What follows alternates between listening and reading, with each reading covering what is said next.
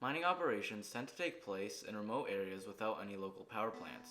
But if that's the case, then where do they get their electricity for their lights, elevators, and pumps? Well, that's a good question that I have an answer for. Pretty much they make mini power plants that rely heavily on fossil fuels like diesel. But this isn't a hard answer to find. You can find it quickly on Google. So my inquiry is, what is a more sustainable energy source that these mining companies can use? Because I'm sure you know fossil fuels aren't the best to burn. This inquiry is the basis of this video. What is quick to build, cheap, reliable, and sustainable? And I think I found my solution. Geothermal. More specifically, binary steam geothermal energy. Geothermal energy is a relatively new form of energy and still has a long way to go before reaching its peak. There are three main types of geothermal energy: dry steam, flash steam, and the one I'll be covering today, binary steam. Binary geothermal energy, let's just call it binary energy for short, is, from what I've researched, the best alternative energy source for remote mines. It's reliable no matter where you are, unlike solar and wind power, so long as the geologic conditions are met. Lower maintenance than most sustainable energy sources, quicker and easier to set up than other geothermal energy systems, and the geological conditions are quite common, or at least in Canada and the US. But how is it such a good fit for the mining industry? I mean, even the idea of collecting energy from the earth makes a lot of sense for mining companies, and they already have the drills to make the hole. Though before I get too far ahead of myself as to why it seems so perfect for mines, let me first explain how binary energy works. First off, of course, you drill a hole, but specifically in an area where there is a high concentration of hydrocarbons.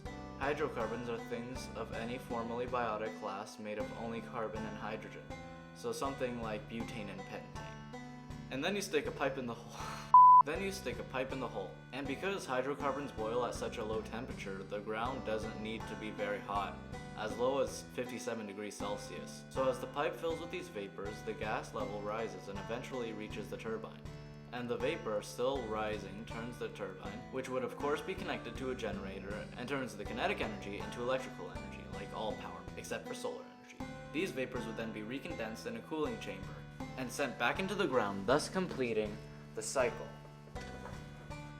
Now that I've explained the process of which binary energy is made, let's go over why it's such a good fit for mining companies. First off is one I've already mentioned. They have the equipment to make the holes, so it wouldn't be too much of an expense per se. Next is one I've already mentioned too, but I'd like to go into more depth about now. It's far more reliable so long as the geological conditions are met. With solar power, you need the sun, which isn't always consistent with clouds and night being a thing. With wind power, you need, well, wind, which isn't always around. For hydro energy, you need a larger sum of water, which isn't everywhere, and a dam is needed too, which is really expensive for a single mining operation. Also, binary energy isn't nearly as corrosive as the other geothermal energy sources, which means it needs a lot less upkeep. This lack of corrosion is thanks to the non-corrosive nature of hydrocarbons. Plus, geologic conditions for binary steam energy are far more common than flash and dry steam requirements. Binary energy also produces little to no greenhouse gas emission, because it's a closed system so gases can't escape. Finally, it's a relatively simple system, so there aren't many components that can break, unlike the complex fossil fuel generator systems. Now, there aren't any pros without cons, so let's talk about them.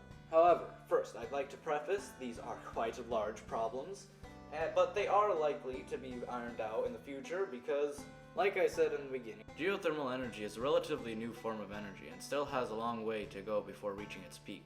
So don't completely discard the pros I mentioned 2 seconds ago. Firstly, the most obvious problem with geothermal energy, the ground always has to be in the proper conditions. Not all land is the same, so it won't always be highly concentrated in hydrocarbons like binary steam requires. Though it is likely for the mine to have these kind of soil conditions, it isn't always 100% guaranteed, and it is more likely around oil rigs specifically, because oil is a hydrocarbon, which means there's probably, most likely, a lot of natural gases around that area. Secondly, it's kind of inefficient, currently only reaching an efficiency of 7 to 20%. And 20 is under perfect conditions, which a mine is likely not going to be able to provide. However, like I said, it is a new source of energy. So more research has to be done. More science has to be conducted. So this number will probably be the lowest within the next decade. I'm I'm certain. Now, thirdly, it takes a few years to construct one of these plants. However, I'm sure in a few years, like I've been saying, this time to build a plant will shrink to a few months instead of years. Quattrarily, or finally. It's also a bit expensive, but most of these tools the mining company will probably already have because they have to make holes for their mine. I don't know what that squiggle is for. But this price is gonna still go down for the mining company over time because, say it with me now, geothermal energy is still new. Price will go down. However, those are all the cons. So compared to the pros, there aren't really many. But just to sum it up, here are the cons. Here are the pros. In cons we have inefficient and not everywhere. However, in the pros we got sustainable. Rules are no expense. So that is 1, 2, 3, 4 compared to 1, 2, 3, 4, 5. That's not a good 5. 5, 6, and 7. However, because of the severity of all these, it's more so like 5, 6, 7, 8, 9, 10 cons compared to 7. So maybe binary steam isn't the best, but in the future, that gets crossed off, that gets crossed off, that gets crossed off. This is still a problem, but it's an unlikely problem.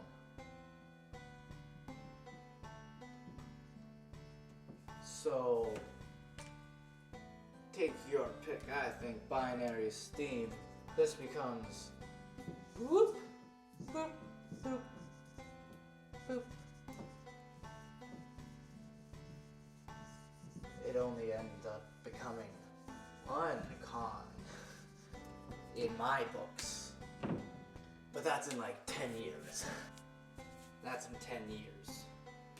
That I just showed was now. So maybe it's not the best decision for mining companies to make now, but in the future, it's a great idea, I think. So that's all the cons. There's only 4 cons, I mean, and in like 10 years, those 4 cons are gonna become 1.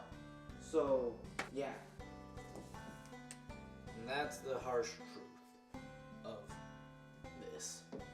I did all that research just for me to find those 4 awful cons. So I'm gonna go to the chair now and discuss my conclusion. So, my conclusion. Currently there seems to not be any economically reasonable energy sources other than traditional fossil fuel generators mining companies can use to power operation. But within the next decade, maybe, just maybe, these corporations will transition into geothermal energy, specifically binary steam geothermal energy, to produce energy for their mines. Or hey, maybe some brand new breakthrough in nuclear energy will overshadow geothermal energy. I mean, it already is, but even more so then. I know researchers just invented a very low output battery that can last thousands of years. I'll leave it vague so you can do your own research about it, but it's really cool and interesting. So have fun researching. So for the first time, and possibly the last, thanks for watching.